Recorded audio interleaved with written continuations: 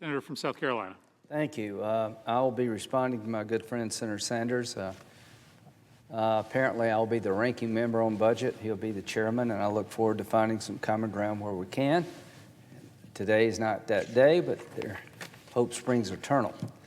There are things that I think we can do on the Budget Committee that would be good for the country. So here's the other side of the story.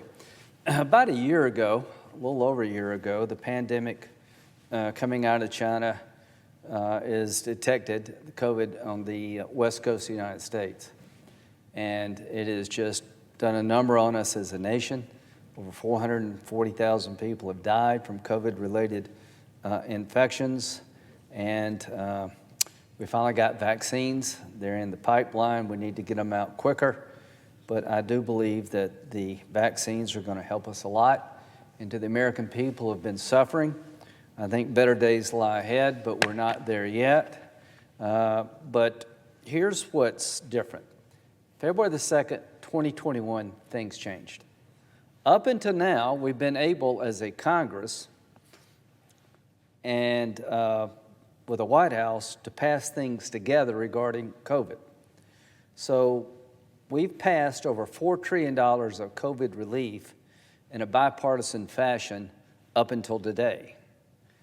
Now, how was that done? You had a Republican president, President Trump, working with a Democratic-controlled House and a Republican-controlled Senate beginning of January, I guess March of last year.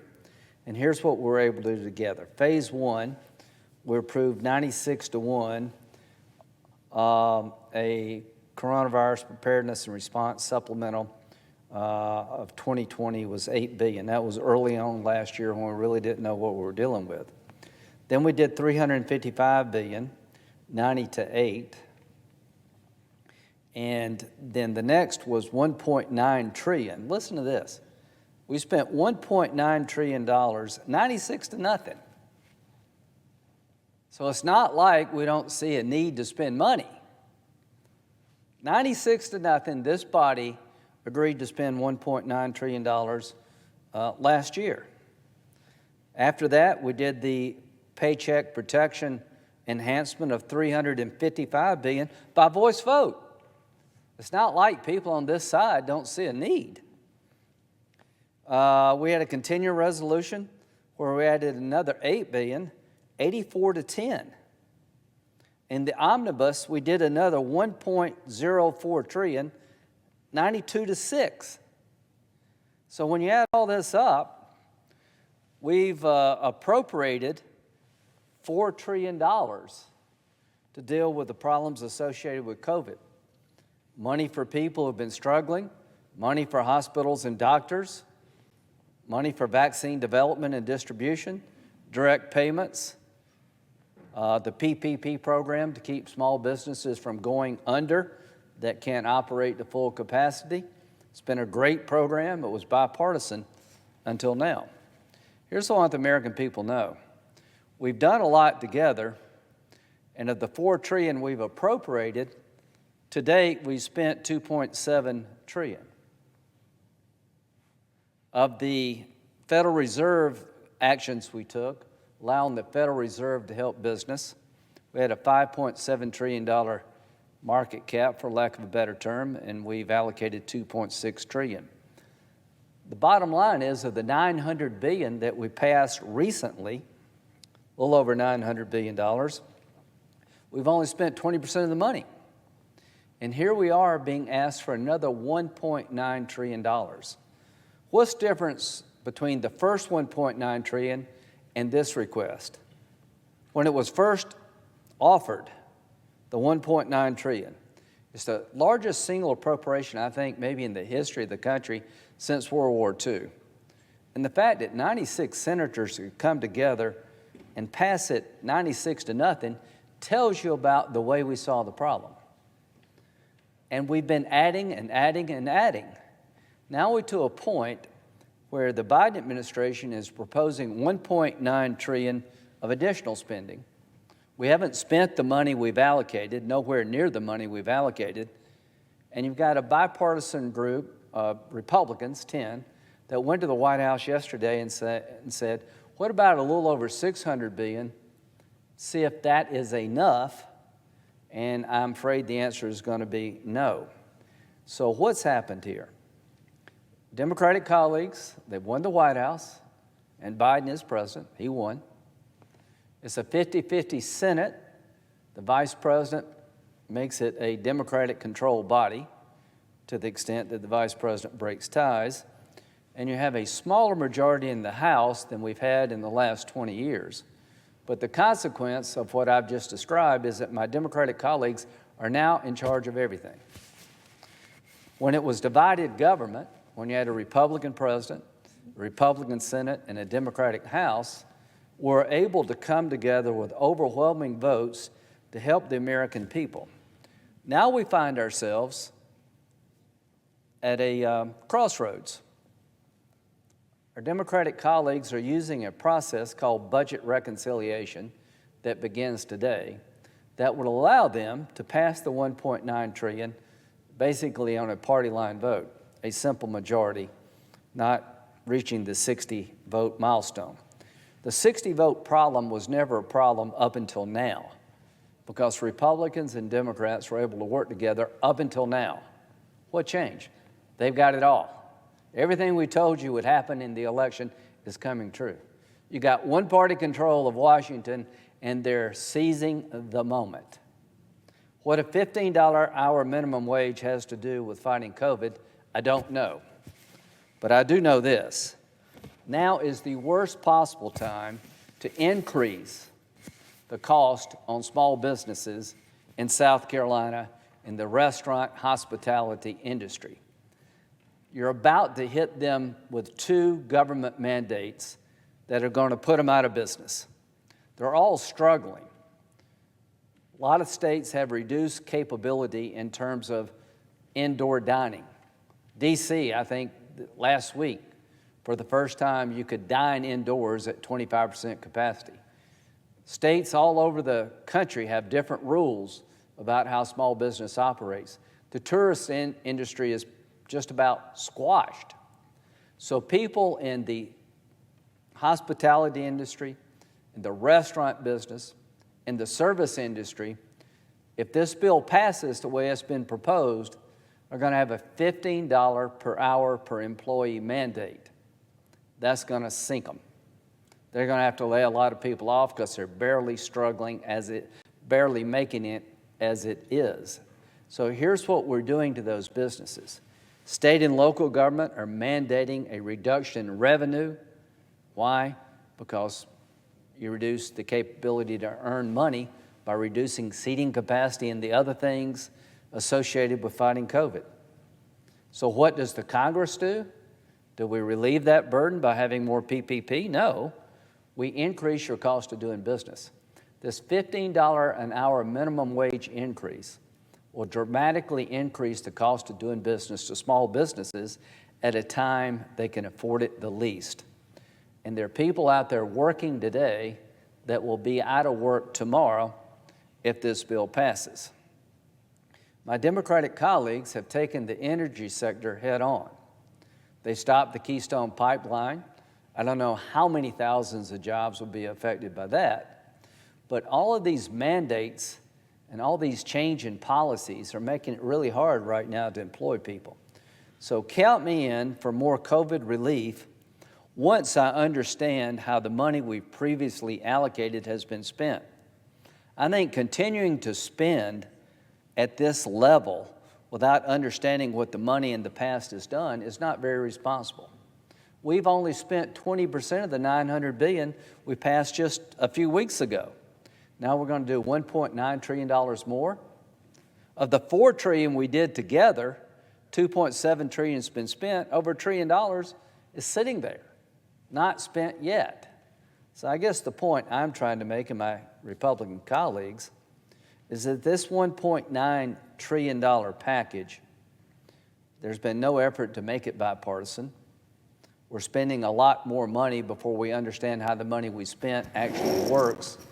And some of the policy provisions in this package, I think, are to do more damage to the economy that's struggling to get back on its feet than good. But they have the power and they're using it.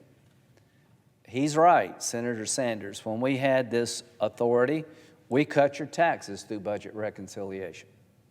That's what we did. So it's not like Republicans haven't used this process. Democrats used it pretty much to pass Obamacare. But this is one area where there's been pretty much common view of things. Taxes are different between Republicans and Democrats. You know, who decides what health care you get? There's some people like my good friend from Vermont that wants single-payer health care. That's one way of doing it. I just disagree. Everything is about trying to help people. I don't doubt the motives. I just doubt where we're headed is a good outcome for the American people. So the bottom line is, up until now, we've had bipartisanship when it comes to COVID relief. The reason that bipartisanship has stopped is because we have one-party control of the United States Senate, the House, and the White House. And here's what I think. That's going to end not well, because it's not like we don't want to help people.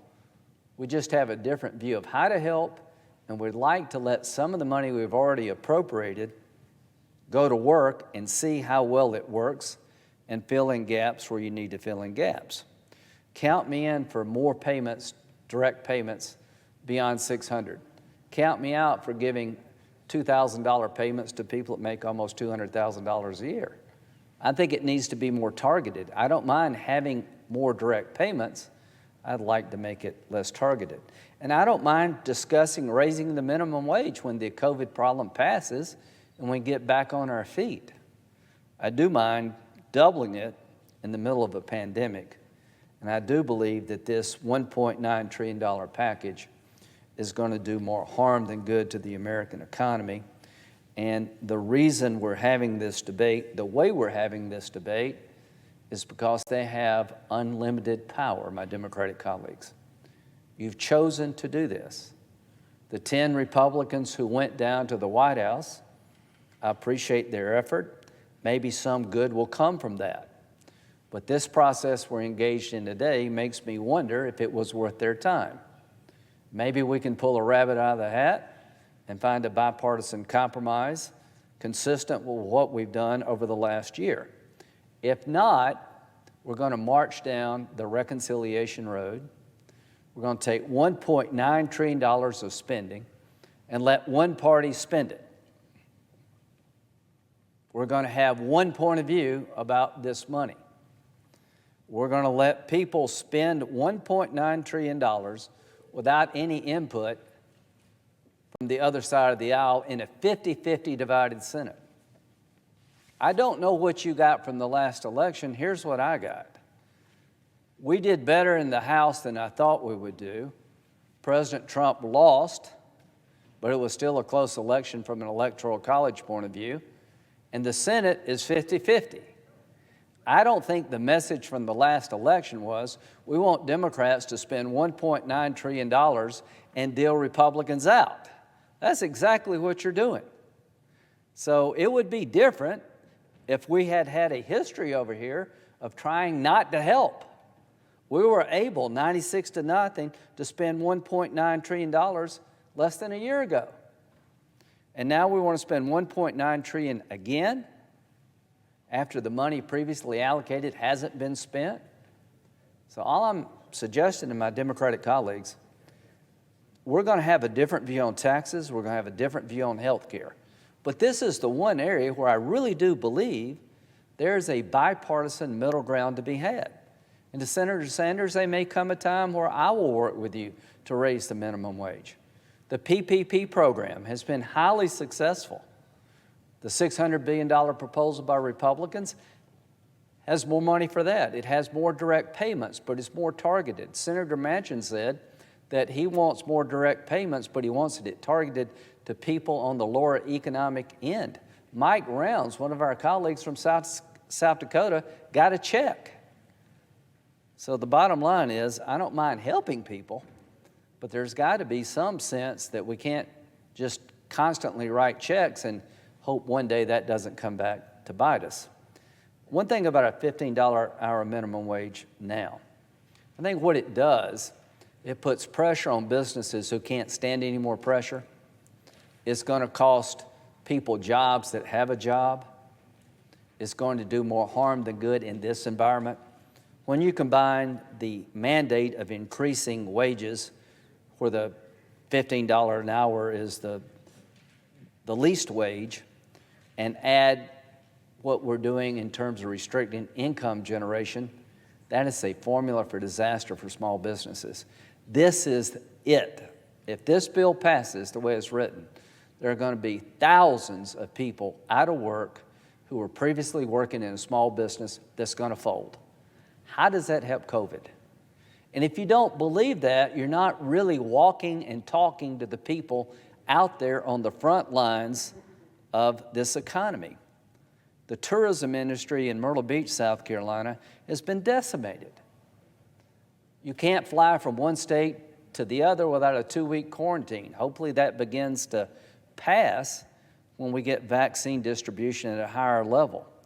But people along the coast of South Carolina in the hospitality tourism business are hanging by a thread.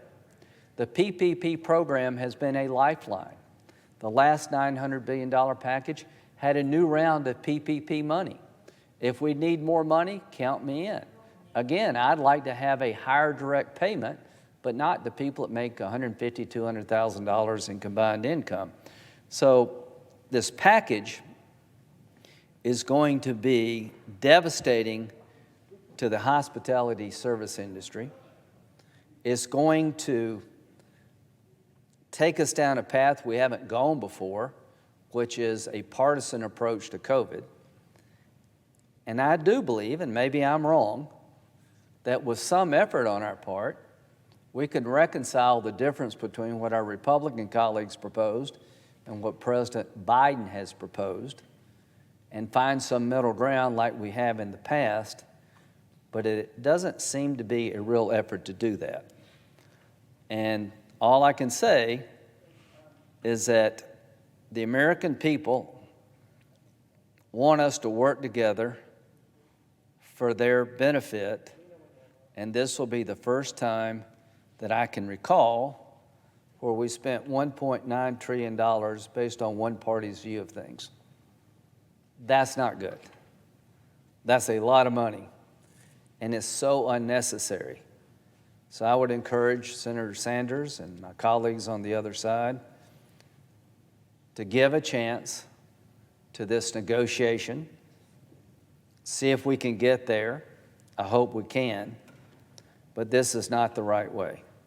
What we're doing today is going to set in motion partisanship where there was previous bipartisanship.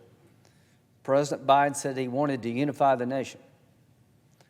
You've picked the one topic that we've been pretty unified on, and you're going to disrupt that unification. The first COVID package had a $600 federal supplement to state unemployment benefits. And I looked at that. My family was in the restaurant business. Senator Sanders gave statistics about support of the public. You're literally paying people more not to work than work.